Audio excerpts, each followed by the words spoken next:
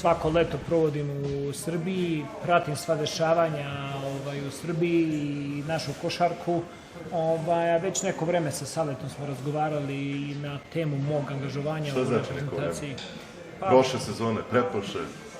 Prošle u stvari nije bilo akcije, osim recimo zadnje 2 godine da je bilo priča oko toga, međutim nikako moje obaveze poslovne i privatne nisu dozvoljavale da mogu da to radim, ali sad su se kockice složile, tako da jako sam srećan da sam tu sa reprezentacijom. Kako je otići iz Oklahoma gde ste se ipak bili etablirali, bili ste tamo dugo vremena, kako doneti tu odluku da se ode, da se napusti sve to, znali ste i ljudi u klubu, svi su vas znali? Da, jeste, bila je ne laka odluka i jako emotivna odluka, ipak proveo sam tamo 7 godina i dosta tih igrača sa kojima sam radio su tu, da kažem, od dečaka i momaka postali su ljudi,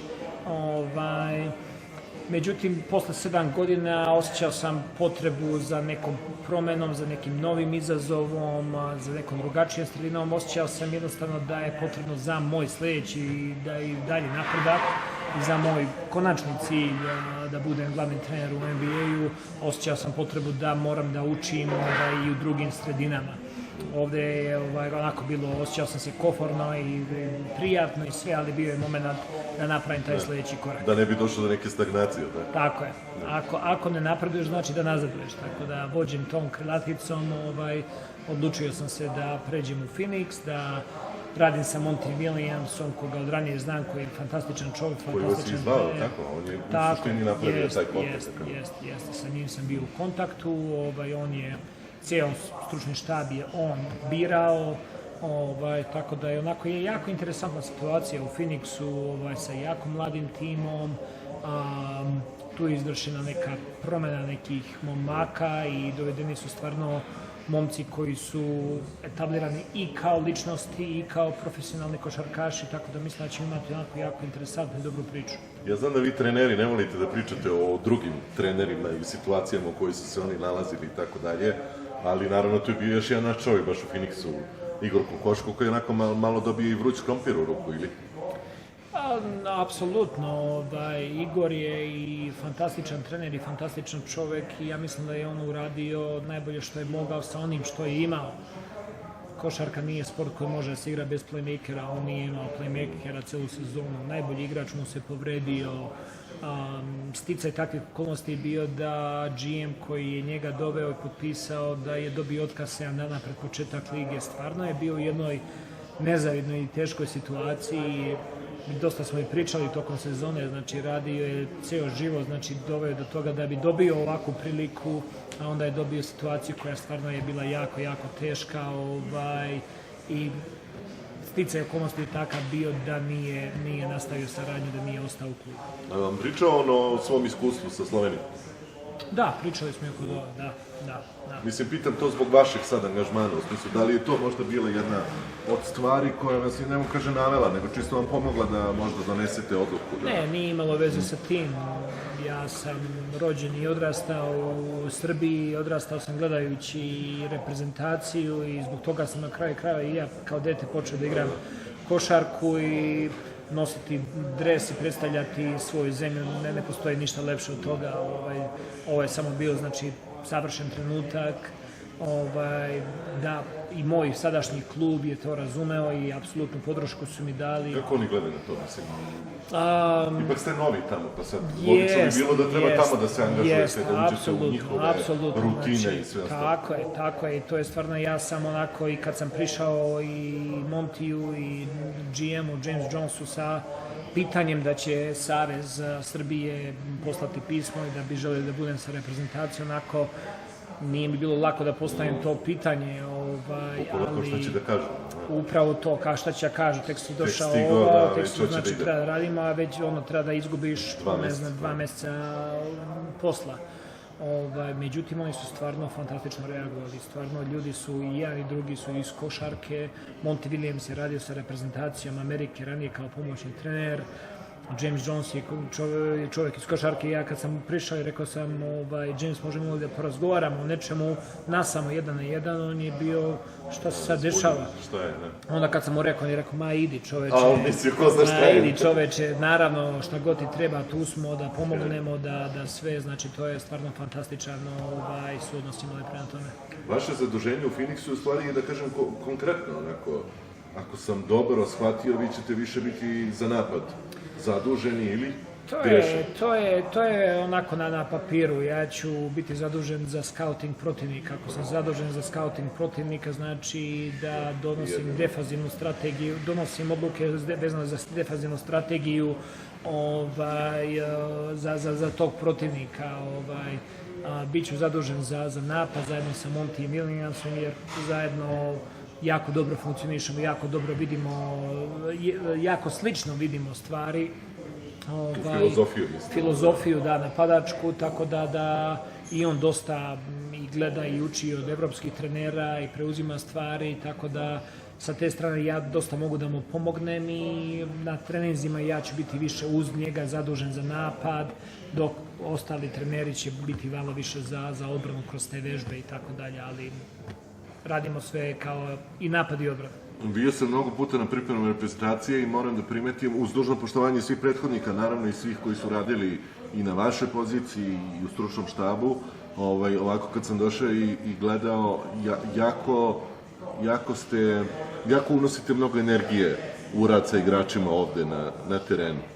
Vidi se, da kažem, neki drugačiji pristup, ali pre svega ta energija, kao da ih zarazite tom energijom. Pretpostavljam da ste to doneli odande i da je to i vaš neki karakter. Jeste, baš tako. I deo je mog karaktera. Ja dosta imam strasti prema ovome što radim.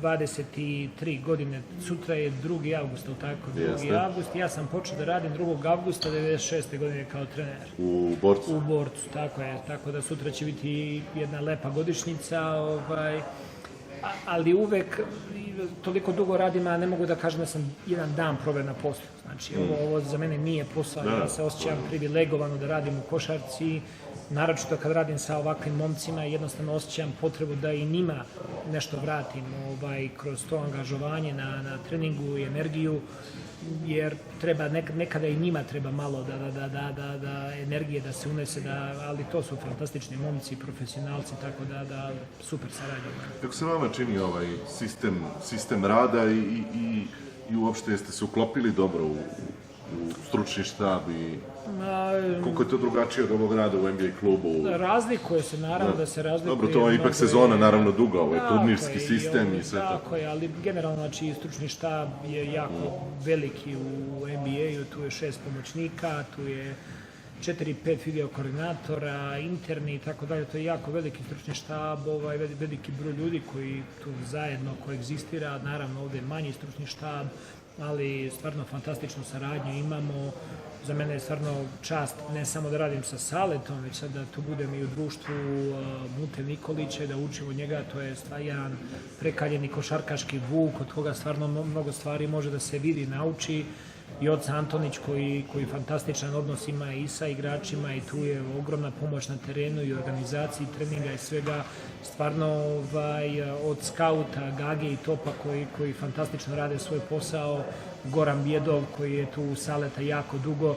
Stvarno, znači, želja mi je od prvog dana bila da se uklopimo ono što oni već imaju. A to jako, jako dobro već funkcioniše i ako ja tu mogu i 0,5% stvari da doprinesem i da pomognem timu, ja ću biti s tim zadovoljan. Oni već imaju sistem koji jako funkcioniše i za mene je čast da budem sa njima i da učim od njih. Šta vas iznenadilo kad ste došli, odnosno kad ste počeli da radite sa njima, pa kad su stigli igrači? Pozitivno sam iznenađen, ja sam znao većinu ovih momaka i većinu ovih igrača. Naravno, i kad sam trenirao i Zvezdu, i mlađe selekcije, i Simonovića, i Mačvana, i Raduljicu, protiv tih momaka sam, Simonović je bio u Zvezdi, protiv ovih momaka sam igrao 1.000.000 puta i pratio njihove karijere, tako da znam te momke. Teodosića, Bobana, sve ove momke kroz NBA, poznajem tamo, tako Ne mogu da kažem da sam iznenađen, ali jako mi je pozitivno bilo da vidim koliki su to profesionalci i koliko su me sazreli kao ličnosti. I ono što mi je bila interesantna stvar da većina ovih momaka su oženjeni sa decom, a ja njih i dalje negdje su u mojoj glavi kao neki klinci tu. I onda kad njih vidim tako i kako funkcionišu u porodičnom okruženju, stvarno je jako lepo. Šta nam treba za uspeh? Šta nam fali još u stvari za uspeh u Kini? Da ostanemo zdravi, da imamo dobru hemiju, ne fali nam, već ono što nam je potrebno, da imamo dobru hemiju unutar tima, da svi igrači, što već smatram da oni razumeju da niko nije iznad tima i da je ovo sve, da mora bude u funkciji tima. Dobro, ja sam precizno pitao šta fali, znači ne fali ništa, to sve već imamo. Sve već imamo, zdravi smo, imamo dobru hemiju i treba će nam malo sreće. Kao i uvek u sportu, sreća. Ja kažem, uvek kad smo uzimali medalje, kad sam ja bio na prvenstvima, uvek kad smo uzimali medalje, lomilo se negde, možda samo 2001. nije ona, što ja zovem kaznena ekspedicija na Eurobasketu. Inače, sve ostalo je uvek bilo negde se lomilo na jednu loptu, da li je to bila Saletova trojka protiv Hrvatske, da li je bio Indianapolis, ono čudo, da li je bilo posle u Poljska, da li je bilo ovo sa Saletom, gde smo došli na Grke koji nisu izgubili ni jednu utakmicu, pa ih dobili i tako dalje. Uvek je potrebno sreće u sportu, sreće u biznisu, sreće u ljubavi, u svemu. Radili su jednu studiju u biznisu i intervjuisali su najuspešniji ljude u biznisu i interesantna stvar je bila da kada su pričali, svi su očekivajući, kažu ja sam uradio ovo ili ono, ja sam nešto doprineo i onda većina tih jako uspešnih ljudi kaže da zahvaljujući sreći su tu gde jesu, što u jedno isto vreme govori da su i čvrsto sa obe noge na zemlji, da shvataju da nisu jedini, da nisu nezamenljivi. Tako da imamo dobar tim, imamo dobre momke, imamo odličan stručni štab, fantastičnog selektora, korak po korak. Rekli ste da vam je cilj da jednog dana budete glavni trener u NBA ekipi. Tako je. Da li vam je cilj da budete jednog dana selektor Srbije? Nisam razmišljao o tome, mislim da za tu poziciju potrebno je i određeno iskustvo i određene godine. Jednog dana. Mislim da imamo selektora koji tu, daj Bože, da ostane narednih 20 godina. Znači, to je, nema mnogo ljudi koji imaju nadimak nacionale, sale nacionale, tako da to je jako teško zameniti i harizma i ljubav koju on ima prema ovom timu i prema ovim momcima, to je neverovatno. Znači, samo pogledajte gde je reprezentacija bila pre nego što je on došao. Nismo imali jednog igrača koji je značio nešto u evropskoj košarci. A sada imamo toliko momaka koji su nosioci igre u svojim timovima.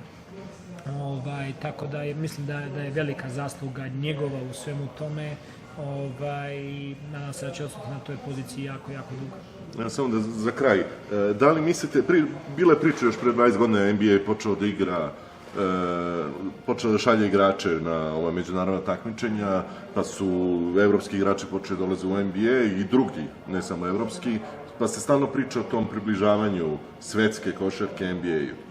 Međutim, sad kao da se malo opet, mislim, dolazi puno naravno Evropljana, ali ta razlika i dalje postoji, ja ne vidim da se ona nešto drastično smanjuje. NBA i dalje odskače, ako pogledamo Euroliga je sledeće veliko takmičenje. Tako je, ali nekada je pre 20 godina bilo je, ne znam, 15 Evropljana u NBA-u. Sada je preko 120 internacionalnih igrača. Znači, Evropa i Euroliga je jako dobar produkt i jako dobra liga, međutim, kada svake godine najboljih 5 ili 10 igrača iz te lige odlazi tamo i to je konstantno svake godine, znači da se to odrazi na kvalitet Eurolige. NBA liga jako teško se poredi i Euroliga i bilo šta drugo se poredi sa tim. Drugačiji su resursi, drugačije su finansije, drugačije je gledanost, znači to je najbolja liga na svetu.